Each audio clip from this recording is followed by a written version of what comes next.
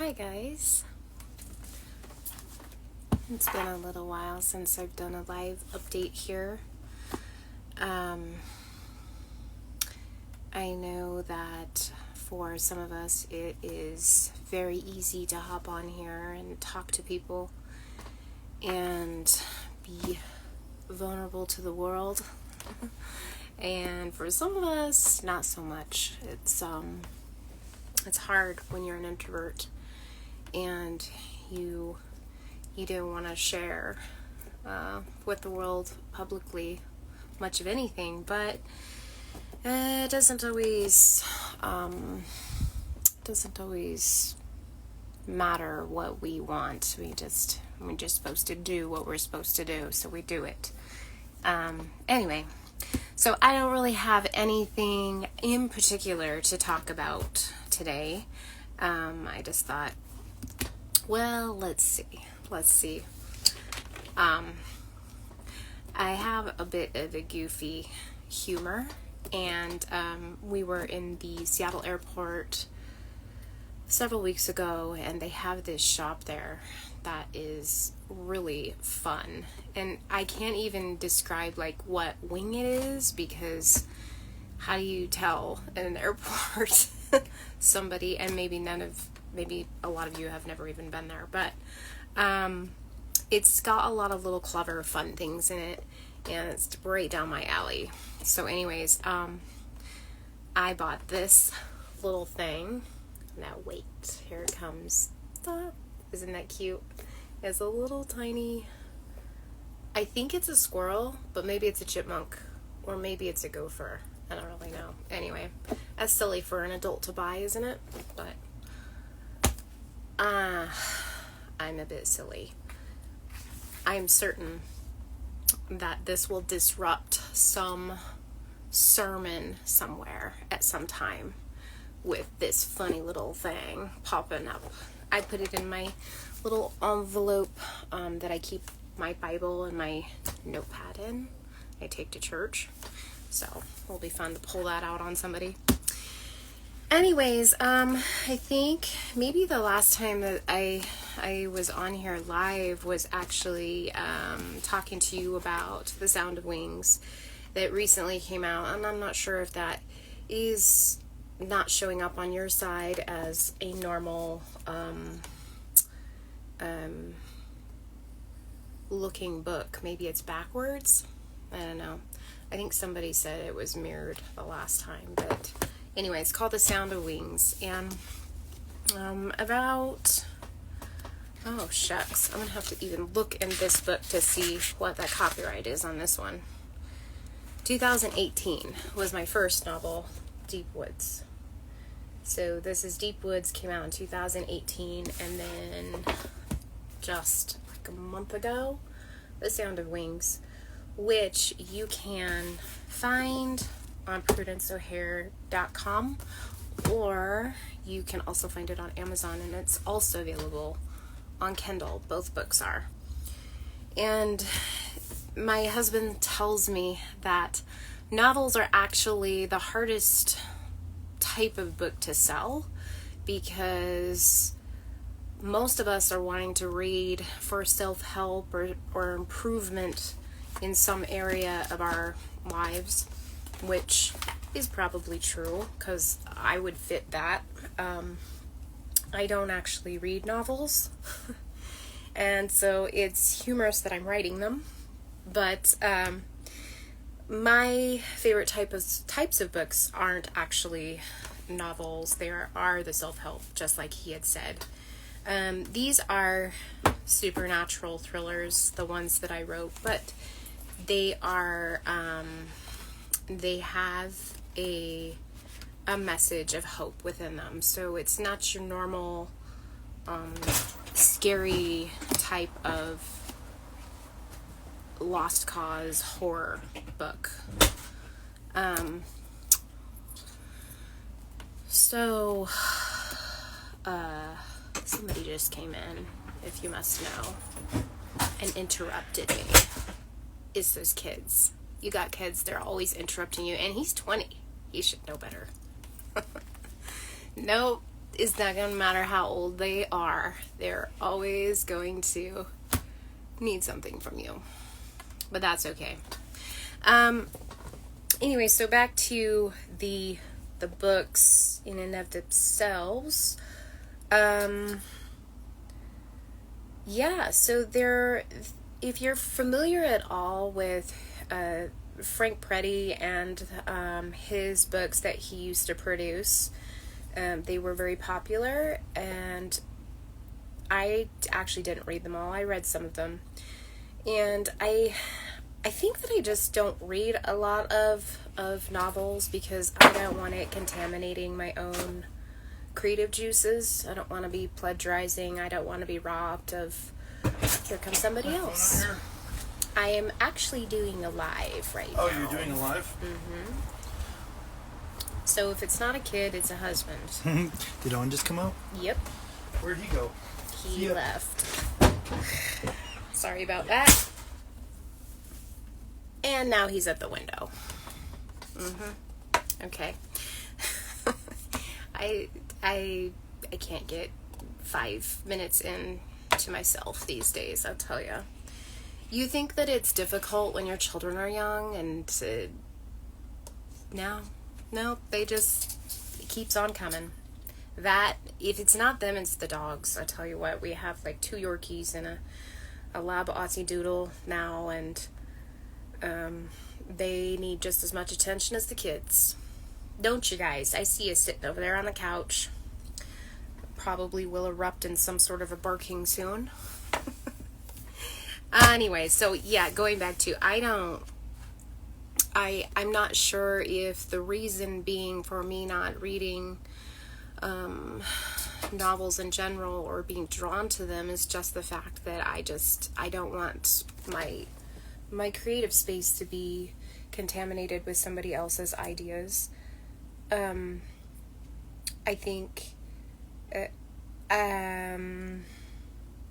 think that subconsciously I've always felt that way, but never really articulated it, so maybe that is true. And it's also the case with music. Sometimes I have to be in the right mindset to listen to other people's music. But I actually do have 3 albums out now. This is the first one, The Tipping Jar. And you can also find this on Prudence O'Hare. You can also listen to these on iTunes. So they are there.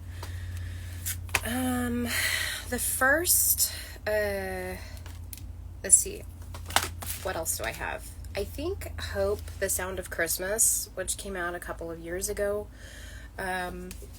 This album is only under my stage name, more recently on the physical copies, because it takes some effort to change it in iTunes, so it's actually going to be under Alice Benke. That's my birth and married name. So if you go to iTunes and look for Hope, The Sound of Christmas, it's not going to be under Prudence O'Hare. It'll be under Alice. Behnke. Okay? But if you order a physical copy from prudenceo'hare.com, it will come with my my stage name. So that, and then more recently, this year, and I told you that I was going to show you this eventually, is Trust. And this is the latest instrumental. That's all instrumental, although there is music that I wrote, which are actually inside the covers. So this one has my birth name and married last name. And this song is called The Sound of Christmas. And I wrote some lyrics for it. I don't sing it. I only play it, but at some point somebody may want to sing it. There's actually 2 songs on this CD, the Christmas CD that I wrote. is also the Christmas Relic actually has lyrics to it too.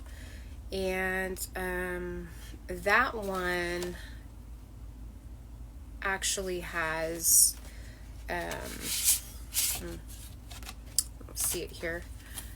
That one is a song about a Christmas ornament that I made when I was 6 years old. And it was made out of construction paper. And we glued little hay pieces to it, and it had little gold, one of those gold, those little wire fuzzy things.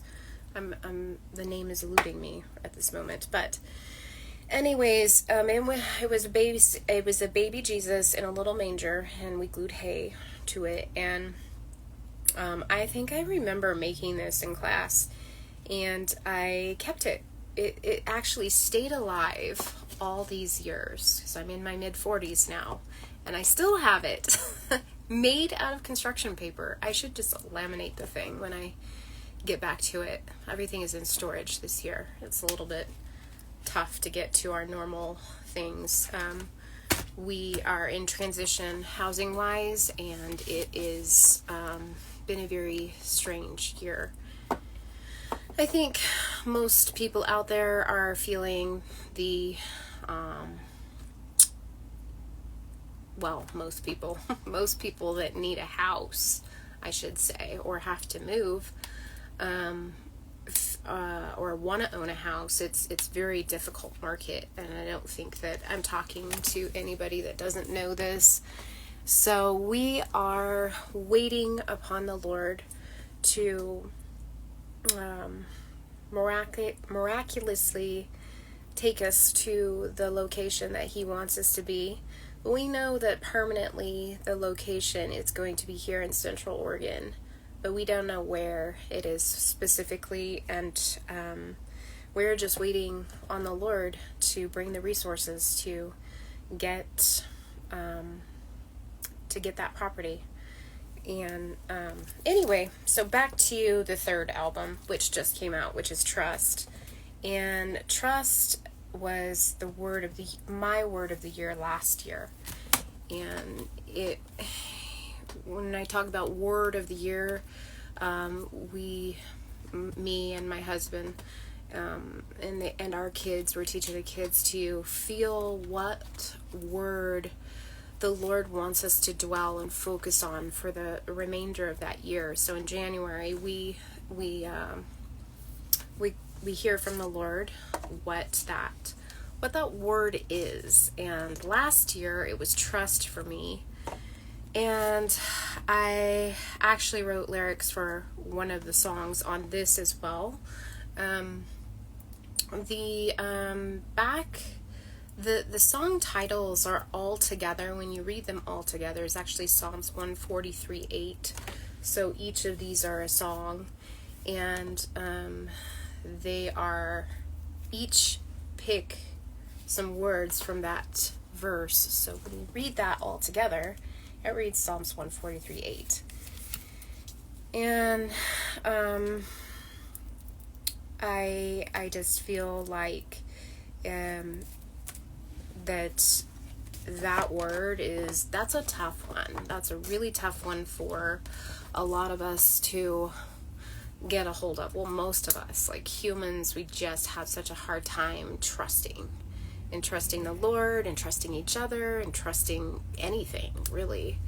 And so that one was one I explored, and I had to really do a lot of growth in that area.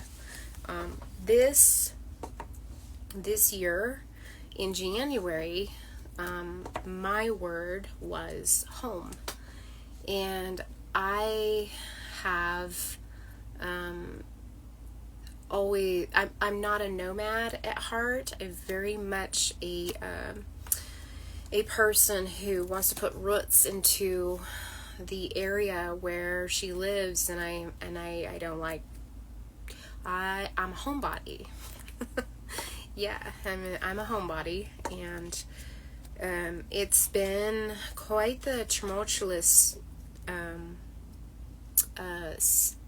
life so far. We've moved a lot of different places, lived a few different places, and for various reasons, and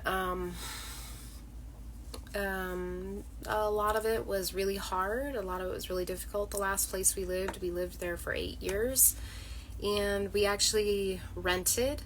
We had not purchased because of we're serial entrepreneurs on top of being in full-time ministry, basically. So we stay really, really busy. And one of the businesses that we had ended up shutting its doors and closing, and along with that, and for reasons that I will not go into, but we got stuck with a 4-year IRS project that we had to work through. So for 4 years we couldn't make a certain amount of money. We were under the scrutiny. We were really stuck, largely financially, and we're out from underneath that piece now, but still in a season of they're watching like everything. So it's in my newest novel, there is a character that is an IRS agent, and she isn't a very kind person. I'm sure that there are kind IRS agents, but they give themselves quite the stigma, and I think that we all know that. Anyway, past that, the word was home this year in January, and we didn't know that we were going to have to leave our home here in Central Oregon, which in Central Oregon, I think the rental availability is at like 0.5%.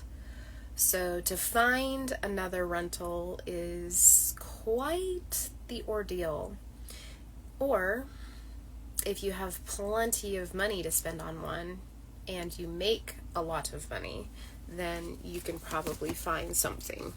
But our circumstances have not been that. So we are in waiting. We are waiting upon the Lord, and we are in a state where it's uncomfortable and it's not convenient, and it is it's not a perfect situation, but through it all, the Lord is providing for us, and He provides every step of the way, and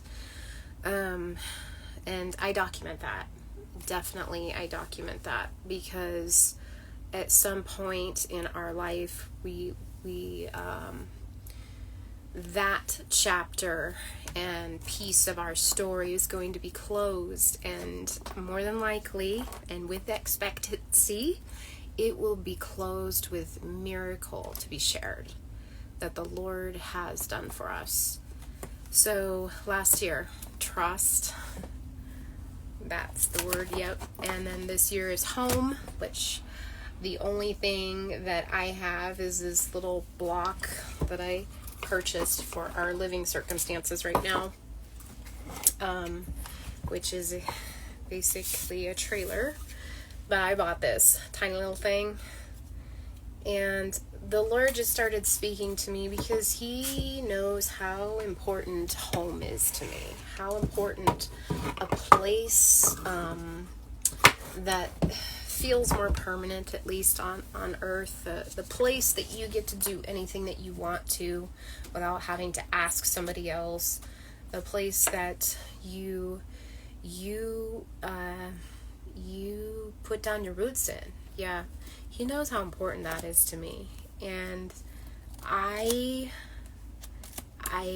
not gonna like sugarcoat how hard it has been to not have an established home, and I'm not gonna place blame on anyone.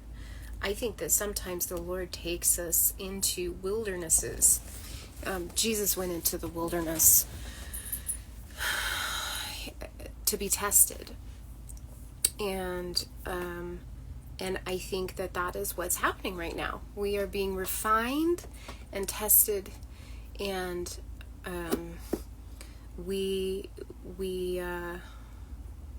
we're just, it's just a part of what us humans go through. So no, we're God's goodness is always prevalent, and he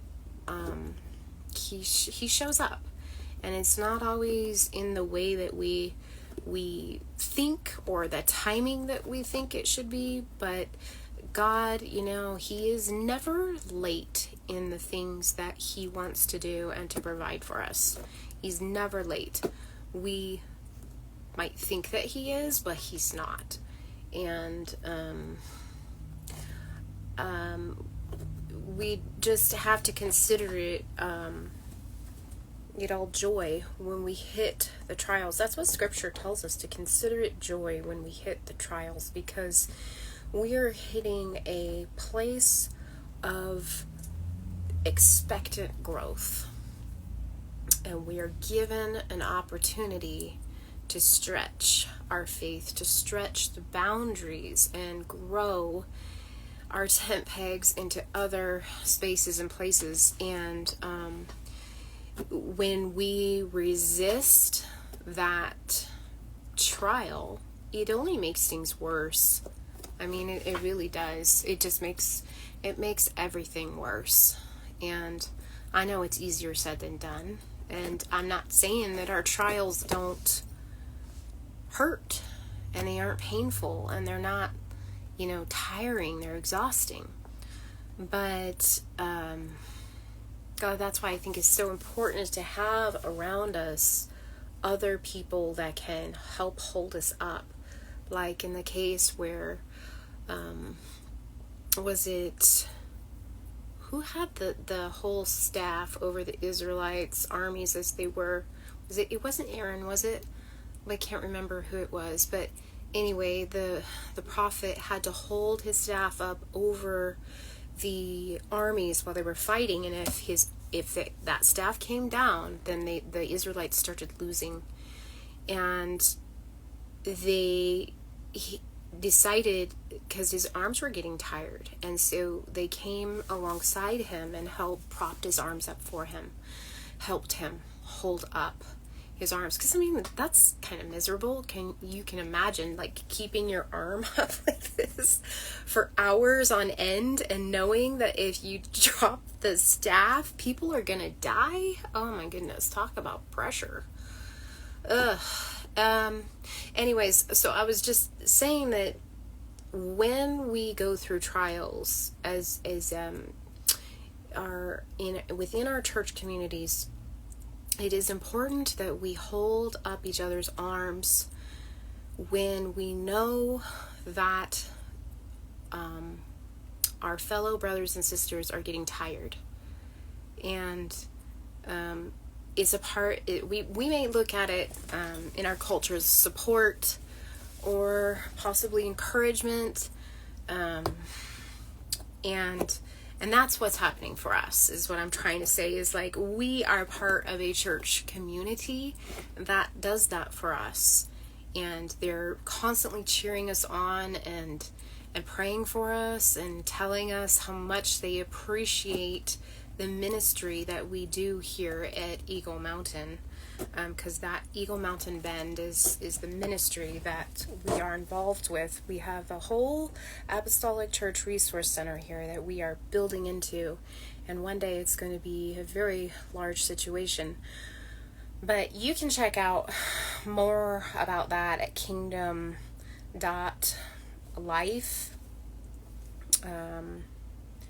kingdomlearning.life, sorry, or also Eagle Mountain .global. There is a couple of different Eagle Mountains here in the U.S. We are not a part of the one in Texas. I believe that's where it is out of. That is not us. We are here in Bend, Oregon. So it's eaglemountain.global, and we are in the process of rebuilding and laying new foundations. So our website is about to be kind of taken apart and rebuilt into something new. And but Kingdom Learning is the place where you will find events that we host or that we are part of. We did a lot of events this year all around the U.S.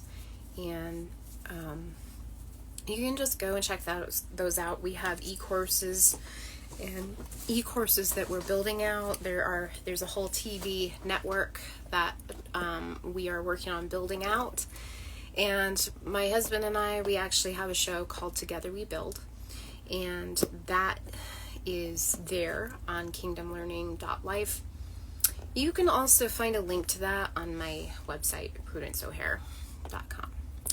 So, anyways, we do a lot, and we have other businesses on the side aside from that, but we haven't hit like the point of financial success to where we don't have to like worry about that, no, we're still waiting for one of those things for it to come to fruition and to grow. So I think from the outside, a lot of times we think that people that have books or CDs or are in ministry or something like that they're all good financially, and that's not the case. A lot of times we shouldn't just assume that people that are putting out content are financially successful. They may be in the baby stages, where that's what I feel like we didn't go through a publisher, a normal publisher. We actually have our own publishing company because we didn't want a large publisher choose to take away all the profits. They tend to do a lot of that, make you do most of the work and require a lot from you and then take all the profits. And so we're like, we'll just wait and grow this thing ourselves.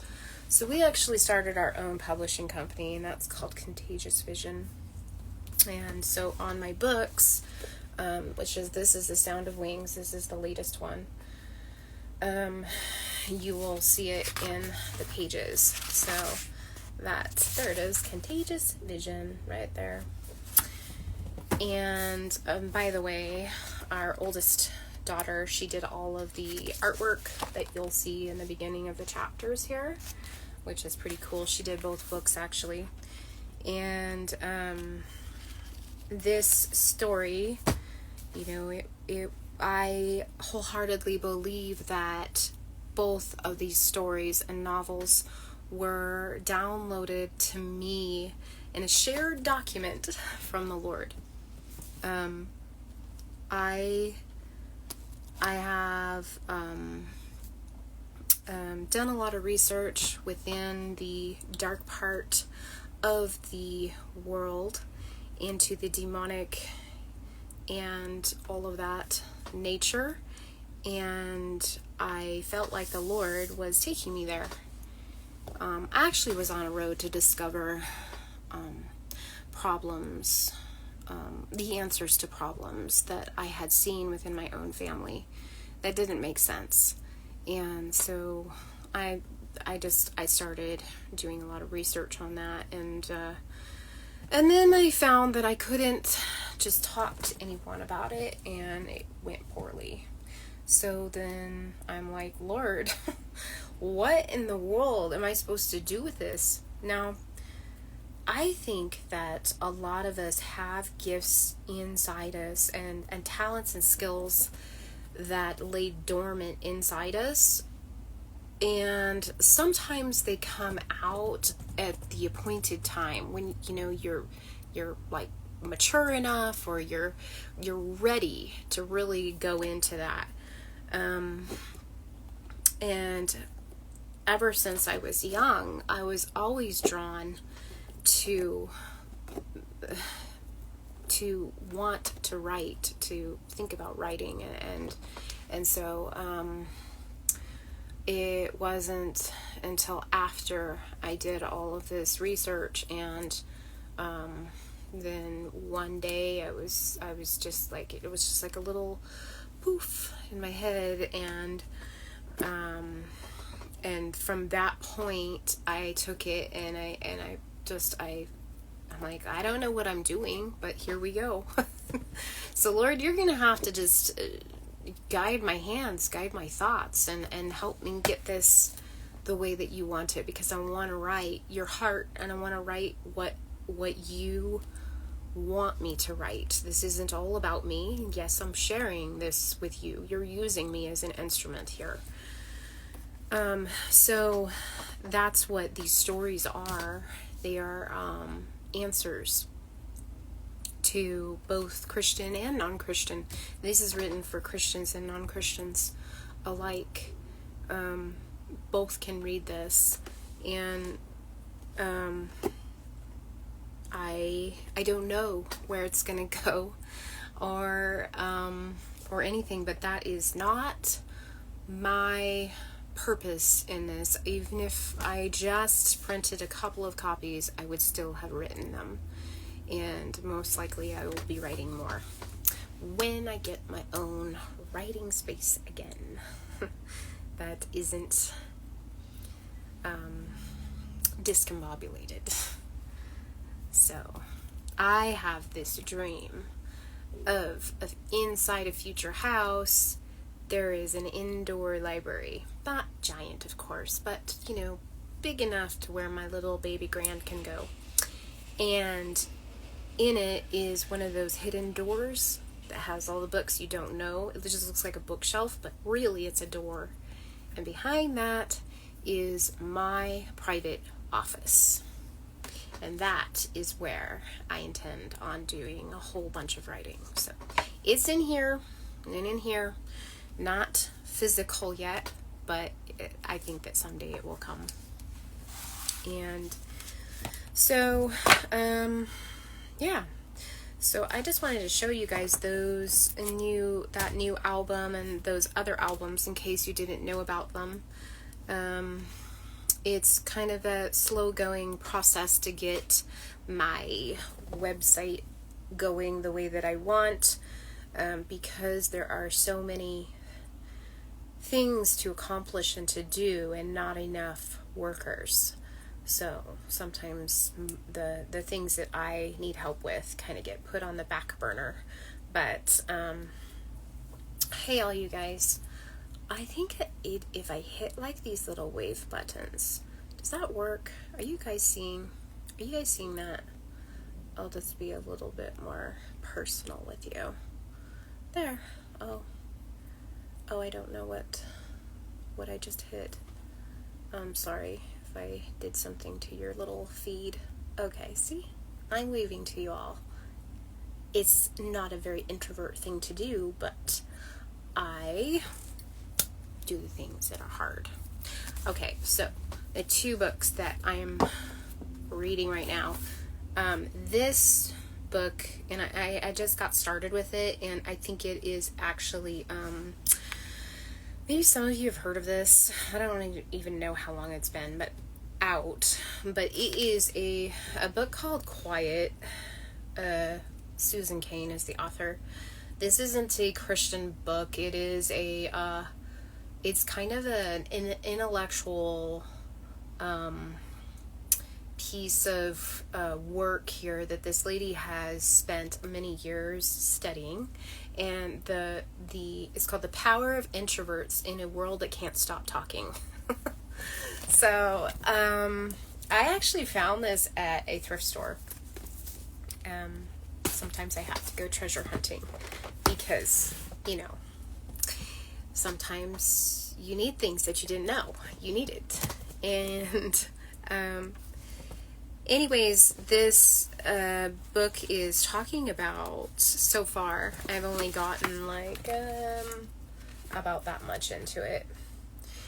And it's talking about a lot of studies, and she goes into the history of why we value extrovert, and why it's important that we start really valuing the introverts, and I think it's really cool. It's really good. I was reading it out loud to my husband, who is an extrovert, and he's like, it sounds like this lady is like getting really hard on, she's coming down really hard on the extroverts. And I'm like, yes. That is what this book is about, is saying, hey, don't forget the introverts are contributors to the world in huge, giant, big ways, just because we're not loud about it. Anyway, so all of you out there that are introverts or know introverts, and we all know introverts, don't we? We all, yes, what did she say? Like, 1/3 of the people we know are introverts, okay? And there's different kinds of introverts, too. There's introverts that come around as, like, I get mistaken all the time of being an extrovert, and that is definitely not the case. So, I can't accurately tell you how the book finishes out, because I think I've got like 1/5 through it looks like. So maybe when I get done, I'll give you a more accurate assessment. But the other book that I found in the airport library, you know how neighborhoods have these little boxes now that people pop up in their neighborhoods and they share books? I think it's actually really cool. It's kind of like a book recycling program within your own neighborhood. And they have one at the Redmond Airport here in Central Oregon. And so I just happened to kind of take a look at the few books that were there. But this one was on there, so I grabbed it. And it's called this. Thanks for the Feedback. The Science and Art of Receiving Feedback Well. And this is by Douglas Stone and Sheila Heen. And it's the Harvard Negotiation Project co-authors of a book that they did together called Difficult Conversations. So this book is apparently, well, I don't know how many projects that they've done so far, but okay, now there's a kid standing at the window again.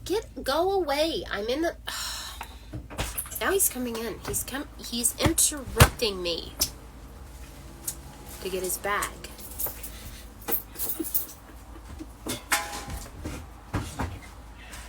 Okay, he's left now. We can continue this conversation in a more private way. Anyway, so even when it is off base, unfair, poorly delivered, and frankly, you're not in the mood. And this book, I am reading out loud in my homeschool time with my 2 children that are still in the house. And they are 16 and 14. And I think it's going to be really helpful to them as they enter into a bigger space into the world. But even among like our family conversations and just as they deal more and more with people, I mean, this is stuff that is going to be really good for them to understand how to give feedback and how to take feedback, and in all the different, like, there's so many different ways that we are giving and taking feedback that we don't even realize is it what we're doing or what is happening. So so that's another one. Another book that we are chewing on more recently, and so we'll have to let you know how that one goes too. But so far it's been interesting. I'll show you one more book that I have had for a little while, and I'm not 100% sure where you can order this. I actually bought this at Bethel Church in Redding's bookstore, and this man, Ray Hughes, and there's a picture of him right there.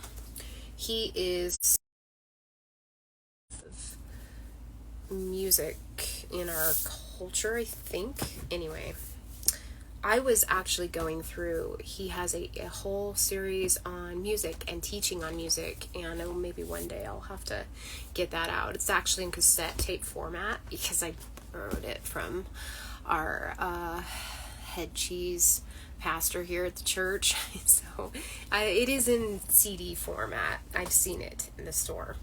But this man, Ray Hughes, is super funny, and he's very wise, very knowledgeable, especially in the realm of music. So if you consider yourself a musician or you're learning about music, this man has a lot of information out and a whole course that you can buy on music. And he goes right down into the history of it and walks us through how it was in scripture and in our cultures, how it changes, and how just all the different intricacies of it.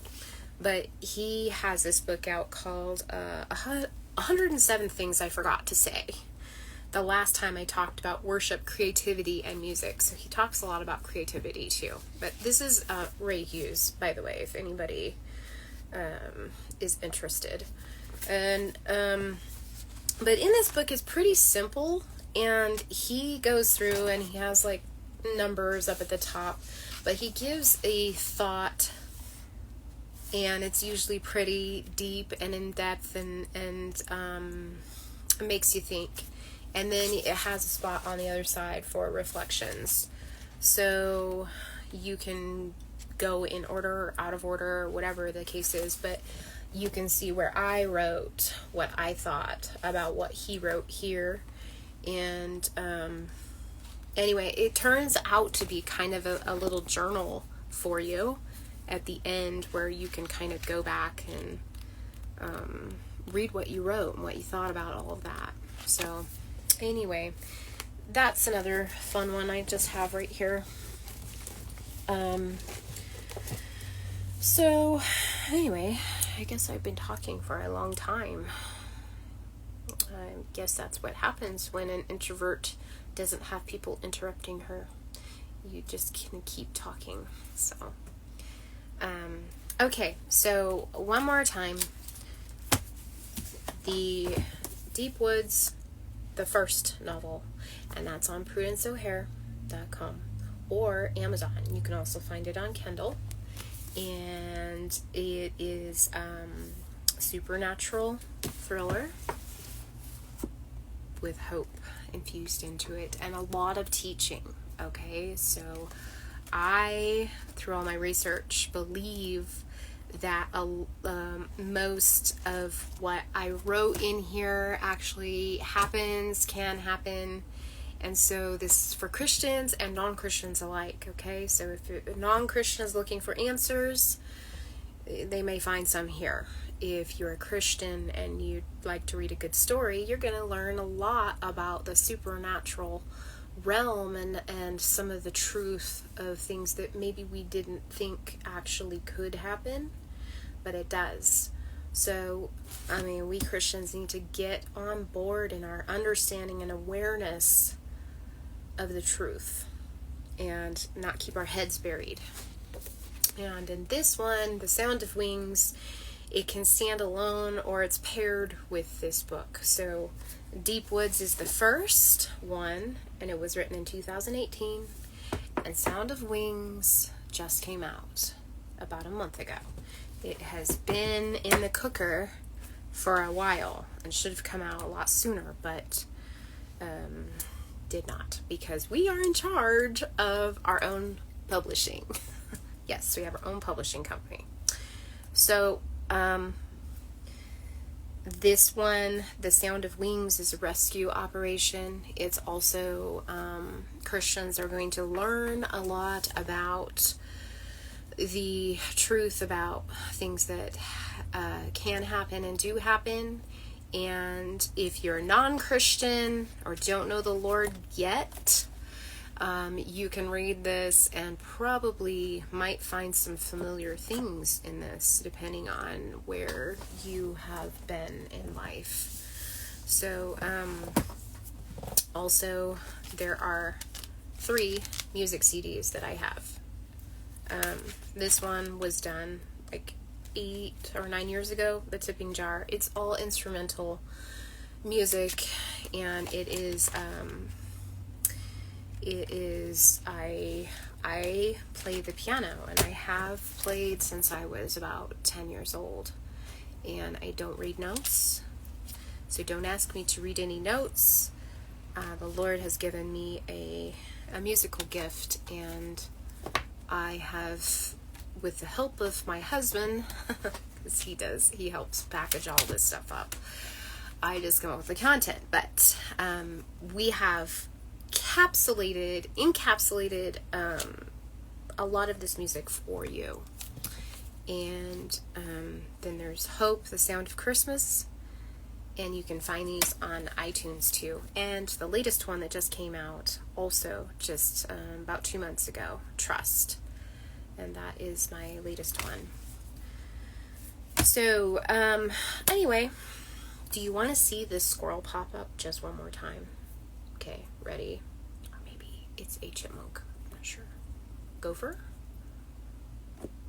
Oh, oh, it didn't work right there in front of the camera. That's funny, isn't it? It's super cute. I will forever be on the lookout for somebody just like me. Well, it ain't gonna happen, folks. This isn't gonna happen for any of us, because we're all unique. All unique. So, alright, guys. Well, I hope that is not too boring for you to have heard all of that. I hope that you guys are all out there doing well, and that God blesses whatever it is that your hands are working, that you will see fruit from your labor, and that you'll be blessed, and that the Lord will put his favor on what you are working hard at. And I want everyone to be successful, and I think that that is a part of how the church should be with each other. No comparison, no wishing we were somebody else, but knowing who we are and marching boldly into that direction, and loving everyone alongside us all the same. So, God bless you guys. God bless your work and your talent and your skill. And, yeah, until next time. All right.